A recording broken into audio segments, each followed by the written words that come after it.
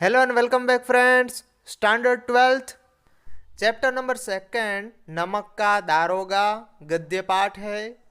आज हम इस चैप्टर का फुल एक्सरसाइज सॉल्यूशन देखने वाले हैं और एंड में मैं आपको एक्स्ट्रा क्वेश्चंस भी देने वाला हूं।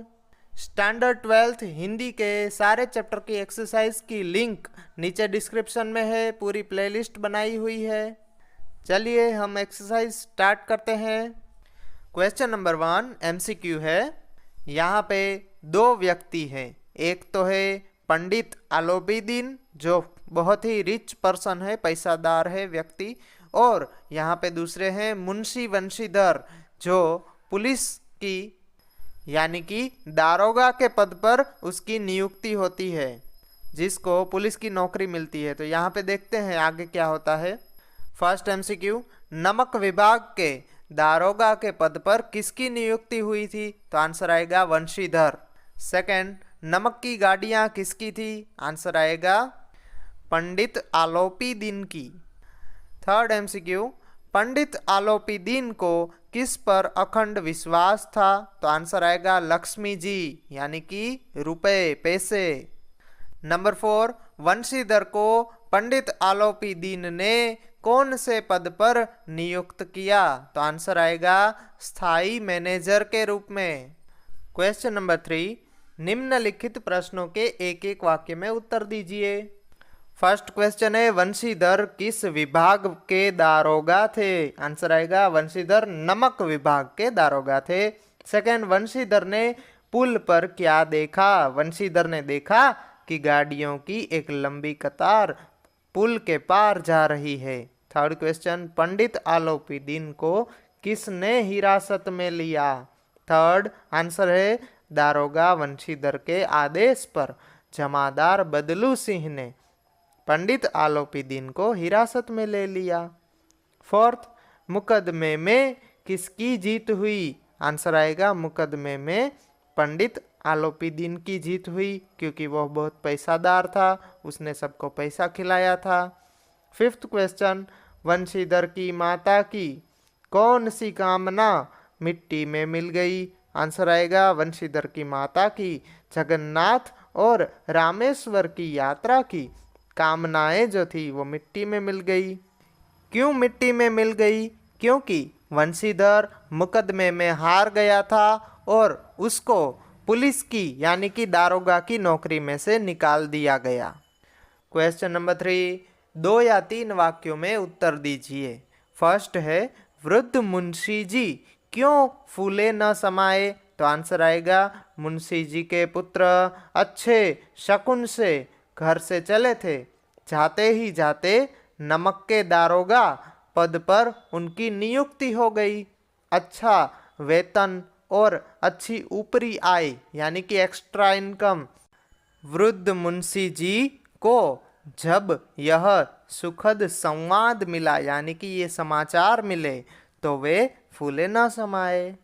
उनके बेटे की नौकरी लग गई, इससे अच्छा समाचार और क्या हो सकता है, और वो भी नमक के दारोगा के पद पर जहाँ से एक्स्ट्रा इनकम भी मिलती है। सेकंड क्वेश्चन है, वंशीधर रात को जमुना नदी पर क्यों गए? वंशीधर का ऑफिस यानी कि ऑफिस जमुना नदी से 1 मील की दूरी पर था। रात में वंशीधर सो रहे थे। नदी पर गाड़ियों की गड़गड़ाहट और मल्लाहों का कोलाहल सुनकर वे उठकर बैठ गए। उन्हें लगा कि इतनी रात गए गाड़ियां क्यों नदी के पार जा रही है, अवश्य ही कुछ गोलमाल है। सच्चाई जानने के लिए वंशीधर रात को जमुना नदी पर पहुंच गए। थर्ड क्वेश्चन, पंडित आलोपीदीन को क्यों हिरासत में ले लिया गया?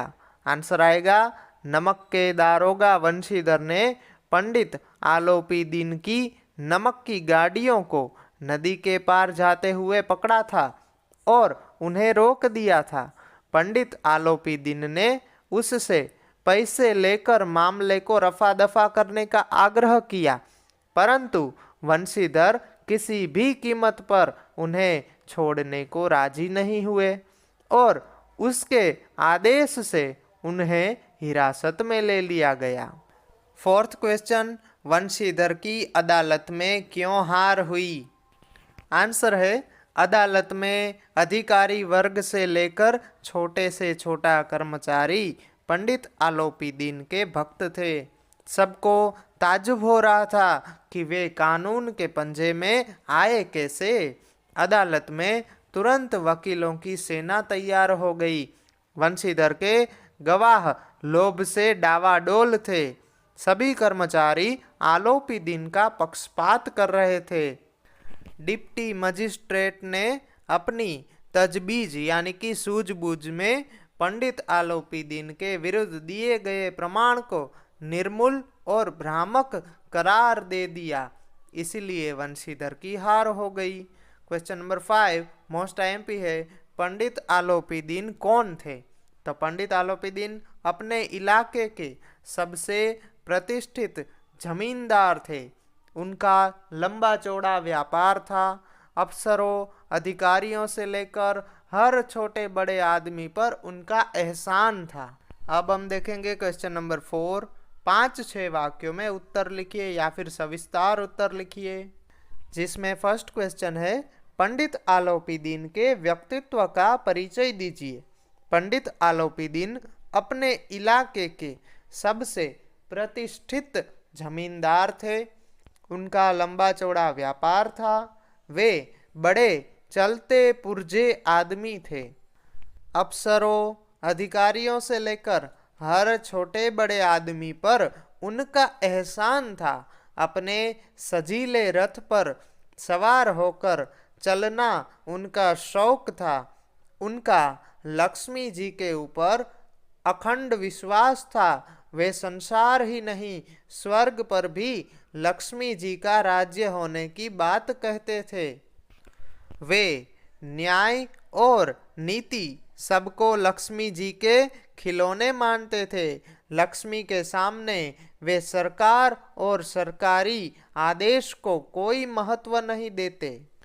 वे अपने प्रभाव के बल पर अदालत का न्याय भी अपने पक्ष में करवा सकते थे और कार्य सिद्धि होने पर स्वजन बांधवों को रुपए लुटाना उनका शौक था। अब हम देखेंगे क्वेश्चन नंबर 2, रोजगार पर जाते समय वंशीधर के पिता ने उन्हें क्या सीख दी थी? तो वंशीधर के पिता एक अनुभवी व्यक्ति थे। उन्होंने पहले तो पुत्र का ध्यान उसके कर्तव्य की ओर दिलाया और फिर उसे नौकरी में सफलता का मंत्र दिया।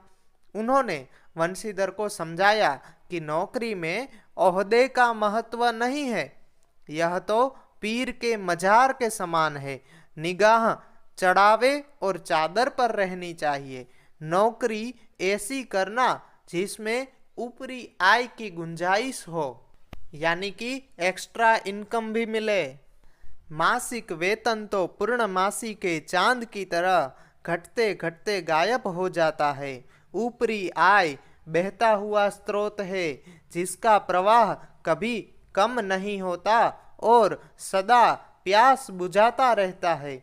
वेतन मनुष्य देता है, इसलिए उसमें बढ़ोतरी नहीं होती। इसके विपरीत देखें तो ऊपरी आय तो है वो ईश्वर देता है, इसलिए उसमें बरकत होती है। मनुष्य में विवेक का बड़ा महत्व है। अवसर के अनुसार आदमी से व्यवहार करना चाहिए। गरज वाले के साथ कठोर बनने से लाभ होता है, जबकि बेगरज के साथ होशियारी से काम लेना चाहिए। इस प्रकार रोजगार पर जाते समय वंशीधर को पिता ने दुनियादारी की महत्वपूर्ण सीख दी थी। अब हम देखेंगे क्वेश्चन नंबर 3, दारोगा के रूप में मुंशी वंशीधर ने अपनी कर्तव्य निष्ठा का परिचय किस प्रकार दिया? यानी कि जब उनको दारोगा की पद पर नियुक्ति की गई तो उन्होंने अपना काम किस प्रकार किया है, चलिए देखते हैं। गाड़ीवानों ने पंडित आलोपीदीन को दारोगा द्वारा उनकी गाड़ियां रोक दी जाने की सूचना दी। पंडित आलोपीदीन को लक्ष्मी जी पर अखंड विश्वास था। घाट पर पहुंचकर उन्होंने बड़ी नम्रतापूर्वक दारोगा से गाड़ी रोकी जाने का कारण पूछा गया। दारोगा वंशीधर ने कहा कि सरकारी हुक्म के अनुसार गाड़ियां रोकी गई है।